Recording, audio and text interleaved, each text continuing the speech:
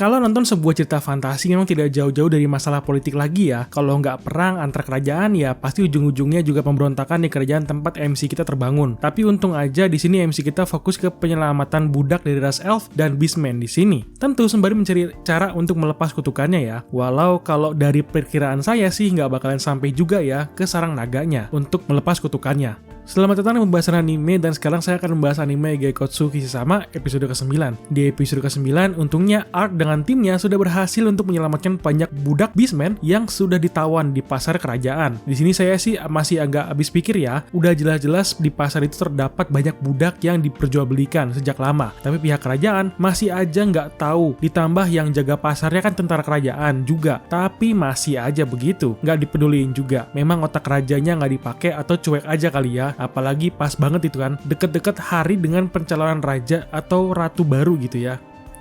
Di awal episode memang kita dapat melihat keadaan dari pangeran kedua yang cukup emosi karena sumber keuangannya berkurang akibat diserang oleh kelompok Arc dan para ninja lain. Di sini memang penyerangan yang terjadi juga menjadi sebuah kesempatan emas juga gitu kan untuk pihak lain yang hanya melihat keadaan dan menunggu waktu yang tepat untuk bergerak. Ketika Arc dan Goemon sedang bertarung melawan para prajurit kerajaan yang menjaga pasar, kita bisa melihat Chiyome dan Ariane sedang mencoba untuk masuk ke dalam penjara bawah tanah untuk membebaskan banyak budak dan mengumpulkan mereka di aula untuk diteleport nantinya.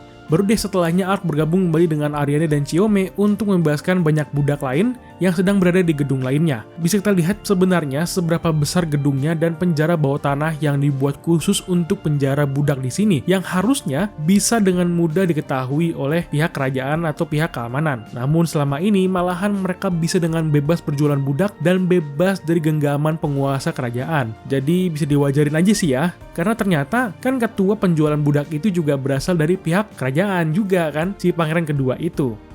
Dalam misi penyelamatan ini, kita malahan akhirnya bisa melihat adegan yang kurang mengenakan ya. Ketika Chiyome ingin menyelamatkan budak terakhir, mereka malahan bisa menemukan mayat dari budak beastman yang sakit dan tidak layak untuk dijual. Dijadikan satu dan dibuat meninggal dalam satu tempat itu saja. Yang dari adegan itu saja, sudah membuat kita emosi juga gitu kan, dengan perilaku bengis dari para manusia ini yang cuman pengen keuntungan doang, dengan menjual makhluk hidup lainnya, yang sebenarnya mirip dengan mereka juga. Akibat hal yang sudah dilihat itulah, Chiyome sampai kaget dan minta maaf karena sudah terlambat untuk menyelamatkan mereka. Tentu kalian bisa membayangkan kalau sudah banyak banget ya mayat numpuk seperti itu kan, pasti sudah lama sekali penjualan budak ini berlangsung, dan baru sekarang timingnya dimana pas banget ada si Arc dan Ariane yang bisa sangat membantu sekali ya dalam misi penyelamatan yang membuat mereka bisa dengan tenang untuk bisa menyelamatkan para budaknya.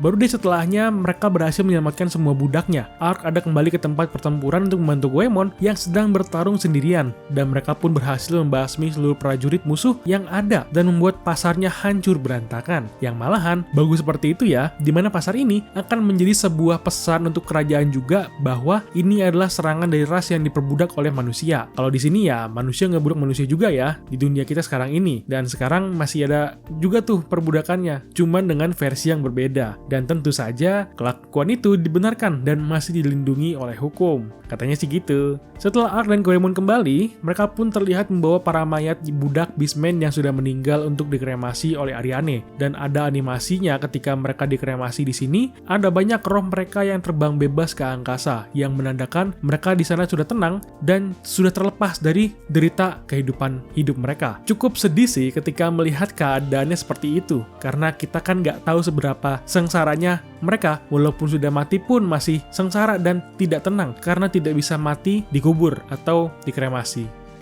Nah, ini nih, setelahnya kita bisa melihat pengkhianatan dan kematian dari si pangeran kedua yang mulai mencak-mencak dengan emosinya karena sudah banyak dari tempat penjualan budaknya yang hancur. Dan ketika ia ingin keluar dari ruangan itu, tiba-tiba tangan kanannya membunuh si pangeran kedua, atau bisa dibilang orang kepercayaan pangeran kedua mengkhianatinya dan membunuhnya di tempat itu juga hingga meninggal. Tentu adegan ini cukup melegakan ya, namun tiba-tiba ada si pangeran pertama masuk dan memberikan informasi mengenai pergerakan pangeran kedua yang terlihat pengikut dari kekaisaran Revlon Suci yang berada di timur. Menurut informasinya, kekaisaran ini adalah tempat kerajaan terbesar di dunia itu, di mana ternyata kekaisaran ini masih ada kaitan dengan Hanzo, si ninja legendaris dari Jepang yang pindah ke dunia lain, di mana Hanzo adalah penyokong kekuatan mata-mata elit di kekaisaran itu dulunya. Namun ketika ada perang saudara, dia pun bekerja dari belakang untuk tetap membuat kekaisaran ini bertempur atau tetap melakukan perang saudara hingga Hanzo isi ninja ini membentuk klan baru, yaitu klan Ninja Beastman-nya. Sekilas itu sih informasi yang saya dapat dari fandom mengenai kekaisaran ini. Tentu di cerita yang kita dapat akan berbeda, karena walau ada kaitannya mungkin kita akan fokus ke musuh yang lain dan bukan kekaisaran itu sendiri di sini.